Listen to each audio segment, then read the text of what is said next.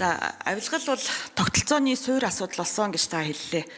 За тэгвэл энэ авилгажуулсан тогтолцооны үндэс суурь нь хөдөлгөх хүч нь амин сүнс нь сүүлийн 36 жилийн дийлэнх олох цаг хугацаанд ирэх барьсан Монгол ардын нам өөрөө болцоход байна гэдгийг та хүлээн зөвшөөрөх үү? 2016 оны Улсын их хурлын сонгуулийн өмнө танаа намын 60 тэрбум төгрөгөөр төрийн өндөр албан тушаал 8 айлцах нууц төлөлгөө ил болсон боловч танаа нам сонгуульд өмнөхөө олонхын ялалт байгуулсан. Энэ цаг хугацаанаас хойш төрийн хулгай, хэргийн тоо, үнийн дүн тэрбумаар биш их найдаар хэмжигдэх болсон. Авилгын эсрэг тэмцэл чинь нам дотроос эхлэх ёстой. Танаа нам цэвэршихгүй бол Монгол улс хөгжихгүй гэдгийг одоо Монголын иргэд бүгд харж байна. Тэгэд энд танаа манаа гэдэг зүйл ерөөсөө байхгүй. Сүүлийн 10 жилд Монгол улсын төсөв үлэмжт хэлсэн төрийн өмчийн компаниуд даам гарсан, авилга огцон өссөн. Энэ бүхэнд танаа намын л оролцоо байсан. Тэгэхээр та нам дотроо энэ цэвэрлэгийг хийж чадах юм уу юу гэдгийг л бид нар харж байгаа. Танаа гэж хэлсээрэн байгаад улс төрийн хилмигдүүлэлтийг сүүлийн 10 гаруй жилийн туршид явуулж байгааг бас хүлээн зөвшөөрөх үү? За, ерөнхийдөө хариулъя. За, танаа манаа гэж ярих нь бол зохимжгүй.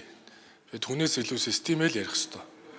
Тэгэхээр та бид бас залуу хүмүүс хуучны арга барилаасаа салж явах урагшаа харж зөрөгтэй золбоотой ажиллахгүй бол танаа манаа гэж хэрэлдсээр байтал. Одоо болохоо боллоо шүү. 11 сарын 17-нд намын дараагаар би сонгогдсон. Тэгээ миний цаг бол тэндээс эхэлсэн.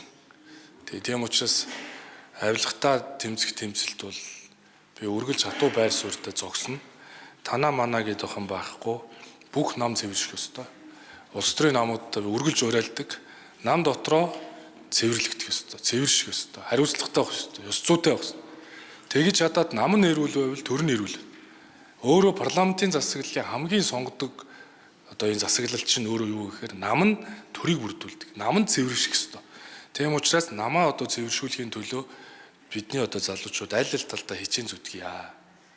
Тэгээ танаа манаа гэж ярил танаад ч байна хүмүүсийг надаас илүү та бүгдээрээ л мэдж байгаа. Тийм учраас наад хүмүүстэй ч гэсэн адилхан хариуцлагын яриад одоо ингээд урагшлахгүй бол бүгдээрээ хүн ярьсаар яваад байвал дийлэхгүй шүү. Тэгэхээр би цаашдаа ерөнхий сайд болоод би хэлсэн шүү дээ. Ерөөсөө л хүн ярихгүй би. Шүгэл үлээж хит их бооброхгүй. Янз бүрийн кино драм хийхгүй. Entertainment хийхгүй. Үр дүнгээрээ харуулнаа гэж. Би өнөөдөр 24 хонж.